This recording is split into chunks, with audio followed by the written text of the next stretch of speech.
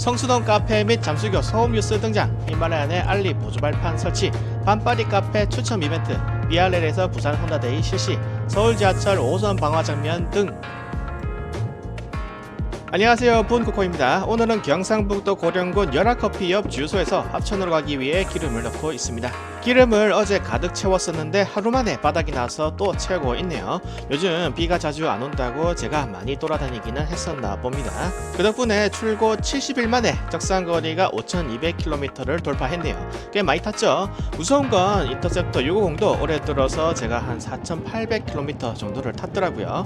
올해 들어서 주말마다 계속 비가 내려가지고 주말에 많이 못 탔다고 생각을 했는데, 언제 제가 그렇게 오토바이를 많이 탔는지 스스로도 되게 신기하고 의아한 기분이 듭니다.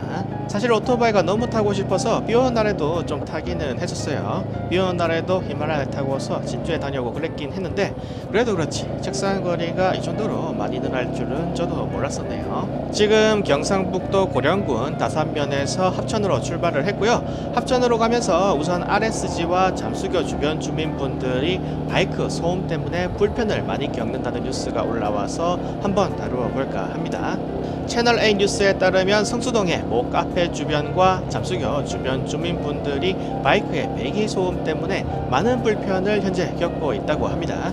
밤에 잠을 자야 하는데 오토바이들의 배기 소음 때문에 도무지 잠을 잘 수가 없다고 하거나, 환기를 시키고 싶은데 창문을 열면 오토바이 배기음이 너무 시끄럽게 들리니까 창문을 못 열고 그냥 창문을 닫아 놓은 채로 산다든지, 심지어 심야인 새벽 2시에도 이어지는 오토바이의 배기 소음 때문에 잠을 많이 설친다는 주민분들의 인터뷰가 굉장히 많았어요. 이런 어떤 불만이 많이 섞인 주민분들의 인터뷰가 이어지면서 윌리를 하는 자극적인 영상도 자주 등장하고, 잠수교와 RSG 카페 주변 풍경이 영상에 자주 비추어지는데, 그런데 방송국 사람들이 소음 측정기로 데시벨을 재는 장면에서는 규정을 크게 초과하는 수치는 나오지 않아요. 물론 방송국 사람들이 나와서 큰 카메라를 비추어가며 앞에서 촬영을 하고 있는데, 그 앞에서 윌리를 번쩍번쩍 하는 거는 좀 그렇지 않나 싶은 생각도 듭니다. 이렇게 뉴스가 계속 진행이 되고 경찰분도 나오셔서 단속을 해보면 정작 단속 기준에 미달하는 소음이라서 법적으로 처벌을 할 수가 없더라 라고 말씀을 하시는데, 이에 연관해서 기자분께서는 소음 단속 기준을 더욱 낮추어서 강하게 단속을 해야 한다는 의견이 요즘 많이 나오고 있는 추세라고 말을 하면서 마무리를 짓습니다. 저도 사실 이런 카페들을 몇 번 밤에 가봤는데, 솔직히 말해서 저도 오토바이를 타는 사람이지만서도 징역 100이라든지 천둥 100이라든지 하는 너무 배기 소음이 큰 바이크를 타시는 분들도 분명히 많이 계세요. 그런 분들을 보면 오토바이를 타는 저조차도 이 심야에, 그것도 서울 한복판에서 저런 큰 소리가 나는 바이크를 타면 민원이 들어오진 않을까 하고 괜히 조마조마할 때도 있고, 하다못해 대부분의 시민분들이 주무시는 심야 시각에는 좀 자제를 하고 낮에 그런 소리가 좀 큰 바이크를 타시는 건 어떨까 하는 생각이 들 때도 솔직히 있기는 합니다. 하지만 오토바이를 타는 사람으로서 불만스러운 부분을 이야기해보자면, 한국은 현재 고속도로는 물론이고 자동차 전용 도로 등도 이륜차가 통행이 불가능하죠. 예를 들어서 일본의 경우에는 이륜차도 엄연히 자동차에 들어가기 때문에 고속도로도 탈 수 있고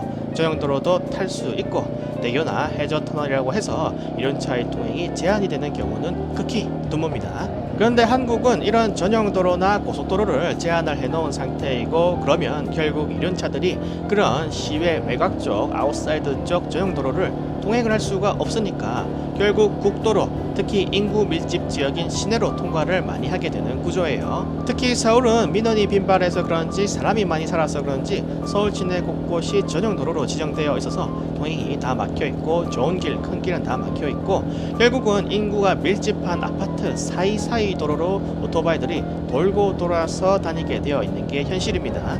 대한민국에서 오토바이를 전부 없애지 않는 이상해야 오토바이가 도로를 다녀야 하는데, 인구 밀집 지역 외곽에 건설된 좋은 도로는 전용도로랍시고 싹 다 막아 놓으니까, 이게 좋은 도로, 외곽도로를 막으면 막을수록 오토바이들은 더 부득이하게 아파트 단지와 학교 사이 인구 밀집 지역을 통과하면서 다닐 수밖에 없고, 결국 주민분들은 오히려 이륜차와 더 밀접해지면서 고통을 받게 되는 경향이 생기는 게 현 상황이죠. 이륜차의 진입을 막는 도로가 있으면 얼마나 있다고 그런 말을 하느냐라고 하실 수 있는데, 한국은 민원이 들어올 때마다 이륜차 통행을 금지를 때리는 기가 막힌 행정을 하다 보니까 지금 지도에서 보시듯 대한민국 곳 곳곳에 좀 좋다는 도로는 죄다 오토바이가 못 가게 막아놓은 게 대한민국의 현실입니다.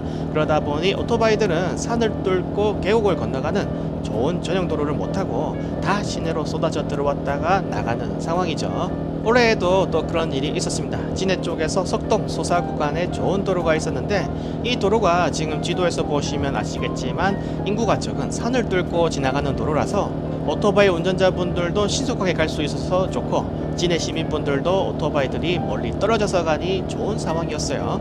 그런데 이 길을 정부에서 길이 너무 좋아서 오토바이들이 과속하고 사고를 낼 우려가 있다면서 막아버렸습니다. 무려 3년 동안 별 문제 없이 잘 사용해온 도로임에도 말이죠. 그래서 지금은 길이 이렇게 아래쪽으로 통과하게 바뀌었습니다. 자세히 보시면은 시내를 다 통과해서 지나가게 변경이 된 상황이에요. 진해시의 인구 밀집 지역은 전부 다 거쳐서 교차로란 교차로는 전부 거쳐가면서 통과해야 하게끔 바뀌면서 오토바이를 타시는 분들도 훨씬 더 오래 둘러서 가야 하게 바뀌었고 진해 시민분들도 훨씬 더 오토바이의 소음을 지근거리에서 훨씬 더 잘 들을 수 있게 정부에서 배려를 하고 조치를 한 상황이 되었습니다. 정부에서 시민들을 위해서 아주 훌륭하고 대단한 일을 했죠. 그런데 서울은 현재 진해나 부산보다 훨씬 더 자동차 전용도로가 복잡하게 많은 상황이라서 서울시의 수많은 오토바이들은 돌고 돌아서 훨씬 더 긴 시간 동안 아파트들 사이로 돌아서 다녀야 하는 상황입니다. 만약 전용도로나 고속도로가 전부 오픈이 되어 있어서 오토바이들이 자유롭게 탈 수 있다면 왜 굳이 이런 차들이 밤에 시내로 그 좁은 시내로 다니면서 시내 중심지에 카페나 잠수교로 다 몰려가겠습니까? 올림픽대로를 타고 자유로로 나가고 강화도나 영종도, 을왕리 해수욕장, 월미도 뭐 이런 곳으로 이동을 하겠죠. 굳이 시내에서 그 많은 이런 차들이 인구 밀집 지역을 심야에 왔다 갔다 하는 것은 첫째로 서울은 그냥 어딜 가든 사람이 많이 살아요. 그래서 사람이 많이 없는 곳으로 외곽으로 나가려고 하면은 시간이 정말 많이 걸리는데 둘째로 안 그래도 시간이 많이 걸리는데 시외 외곽으로 나가는 도로를 전용 도로랍시고 고속도로랍시고 죄다 막아서 신호는 전부 다 받아가면서 시내를 통과해야 나갈 수가 있으니까 시간이 너무 오래 걸려서 오토바이들이 시외 외곽 사람이 없는 곳으로 나가기가 너무 힘이 들어요. 그러니까 오토바이들이 자꾸 그나마 사람들이 좀 덜 있는 성수동 카페나 잠수교 부각으로 가게 되는 것이죠. 길을 죄다 못 다니게 막아서 못 나가게 해놓고 시끄럽다고 이런 차들을 계속 질타만 하는 것도 어찌 보면 잘못된 일이죠. 물론 징역배기나 천둥배기 같이 불법 배기를 하고 타시는 분들도 분명히 계십니다. 이런 분들도 잘못되었죠. 그 밤 새벽 시간에 남들 다 자는데 당당히 불법 배기를 한 바이크를 천둥 소리를 내면서 서울 시내를 가로지르며 달리는 분들을 보면은 물론 문제가 있긴 합니다. 그런데 여기서 또 억울한 게 뭐냐면 대다수의 분들은 오토바이를 순정배기로 현재 타시고 계세요. 많은 분들이 모르시겠지만 오토바이도 지금은 정기적으로 환경검사를 받고 이걸 통과를 해야 되는데 보통 한 88dB에서 90dB 정도의 소리가 나오고 순정배기 상태로 합법 상태로 많이들 타시는데 이것조차도 시끄럽다고 하시는 분들이 꽤 많이 계시더라고요. 그러면 나라에서 도로교통공단에서 합법적으로 허락해서 합법적으로 정상적으로 타는 건데도 욕을 먹어버리면 라이더 입장에서도 다소 황당할 수가 있죠. 라이더 분들이 계시는 커뮤니티에도 글을 올려보니까 다양한 의견이 나왔는데 어떤 분들은 전용도로와 고속도로 죄다 막아서 시내에서밖에 못 놀게 만들어 놓고 그것조차도 뭐라고 하면은 도대체 어쩌라는 거냐, 밖에 나가게 열어주든가 라고 말씀하시는 분도 계셨고 지금 민원을 제기하는 분들은 그냥 오토바이 그 자체가 싫은 분들이 대다수다. 그분들은 오토바이가 죄다 사라지기 전까지는 조금만 불만이 생겨도 끝까지 민원을 넣을 거기 때문에 일일이 상대에서는 안 된다고 말씀을 하시거나 반대로 해당 장소에 나가보니까 공도인데 윌리를 한다든지 징역배기를 하고 스네칭을 갈긴다든지 음주운전을 하는 라이더들이 은근히 많더라면서 자중해야 한다는 목소리를 내시는 분들도 다수 계셨습니다. 실제로 잠수교에서 윌리를 하거나 속도를 내시다가 슬립하시거나 사고가 나서 커뮤니티에 사진이 올라오는 일들이 종종 있기는 하더라고요. 이런 부분들은 라이더분들이 자중을 해야 되는 부분도 있는 것 같고 이륜차 관련 법들이 좀 더 현실적인 부분도 반영을 해서 바뀌어 나갔으면 좋겠다고 생각을 합니다. 그리고 바뀔 거라고 저는 생각을 합니다. 불과 한 10년 전만 해도 무판 오토바이를 타시는 분들도 많았고 헬멧을 아예 안 쓰고 타는 분들도 정말 많았어요.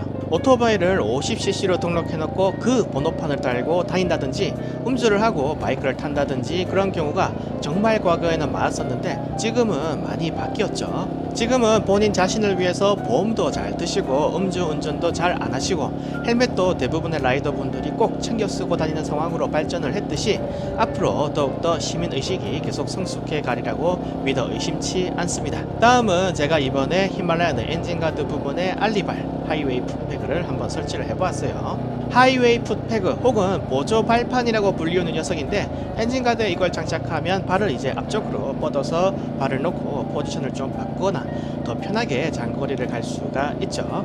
이거는 이제 개당 12,100원 하는 녀석이고 원래는 인터셉터 650에 붙여주려고 샀다가 이거 싸길래 두 개를 사서 히말라야에도 하나 붙이고 인터셉터에도 붙여주고 했습니다. 사실 오토바이를 장시간 앉아서 타다 보면은 무릎이 기역자로 계속 굽혀진 상태로 장시간 이동하게 되기 때문에 무릎이 아프고 심하면은 혈전도 무릎에 생길 수가 있어요. 그래서 이런 하이웨이 풋패그 가격도 얼마 안 하니까 사서 간단하게 조립해서 달아놓고 장거리를 다니실 때는 발을 앞에 놓고 편하게 타시는 것도 좋을 것 같습니다. 아니 이거 광고 아니냐 라고 하실 수도 있는데 광고는 아니고요. 왜냐면 이거 이야 소리 좋네요. 이거 제가 사서 달아놓은 거는 비추합니다. 이게 다 좋은데 너무 싸서 그런지 비를 조금 맞으니까 녹이 슬더라고요. 이 쇠를 너무 싼 걸 썼는지 녹이 금방 쓸어버려서 WD-40으로 녹을 좀 제거를 하고 들어왔는데 여러분은 이거 말고 좀 더 좋은 제품으로 사서 장착해서 오랫동안 쓰시길 바랍니다. 아무튼 뭐 그래도 기능상으로는 문제가 없어서 하이웨이 풋패그를 얼마 전에 직접 따라서 만족하면서 지금 쓰고 있고요. 다음은 부산 BRL 카페에서 개최되는 부산 혼다데이 소식입니다. 부산 기장군 장안읍 원래길 8에 위치한 라이더 카페 BRL에서 부산 혼다데이 행사가 개최가 된다고 합니다. 2025년 7월 5일 토요일 12시부터 18시까지 진행되는 이번 행사는 픽 디자인, 수능 기어 윈드스크린, 가만모터스, 2채널 블랙박스, 바이커즈, RI 헬멧과 모자 등 다양한 경품이 준비가 되어 있고요. 인스타 이벤트 및 보물찾기 이벤트, 모든 참가자를 대상으로 한 경품 추첨과 사전 접수자 대상으로 한 OX 퀴즈 등도 진행이 된다고 합니다. 또한 유튜버 선아비, 손오빠, 윤커브님 등과 함께 행사 종료 후 안전 라이딩 캠페인 활동도 하시고요. 송전까지 유튜브 분들과 함께 단체 라이딩도 진행을 한다고 합니다. 다만 본 이벤트는 사전 접수를 하신 분 50명과 현장 접수하신 분으로 구분되어서 진행이 되고요. 사전 접수비 만원, 현장 접수비 5,000원이 따로 필요하니까 이 점 참고하시어 참여하시기 바랍니다. 이야 진짜 요즘 한창 오토바이 탈 시즌이라서 그런지 여기저기에서 쉴 틈 없이 행사들이 열리는 것 같네요. 저도 오토바이 라이더 중 한 명으로서 재미있는 행사가 많으니까 너무 참 즐겁고 좋은 것 같고요. 마지막 소식은 지난 5월에 발생했던 서울 지하철 5호선 방화 사건 영상이 공개가 되었습니다. 이건 솔직히 바이크랑은 별 연관이 없는 소식인데도 너무 충격적이라서 한번 가져와 보았습니다. 서울 지하철 5호선 마포 방향 객차 안인데 한 남성이 갑자기 가방 안에서 휘발유가 든 페트병을 꺼내더니 바닥에 아무렇지 않게 뿌리고 이걸 본 시민분들이 놀라서 여기저기 넘어져 가면서 옆칸으로 도망치는 모습이 보입니다. 임산부인분도 휘발유에 미끄러져서 넘어지셨는데 신발과 휴대폰을 떨어뜨렸음에도 바로 이탈하셨고 범인은 주저없이 불을 질러 버려요. 이 과정에서 범인은 화상을 입었고 이 상처 때문에 나중에 경찰에 잡히게 됩니다. 한편 시민분들이 역한으로 급히 이동을 하시는데 뒤에 불이 붙고 나서 얼마 뒤에 바로 역한으로 검은 유도경기가 아주 빠르게 넘어옵니다.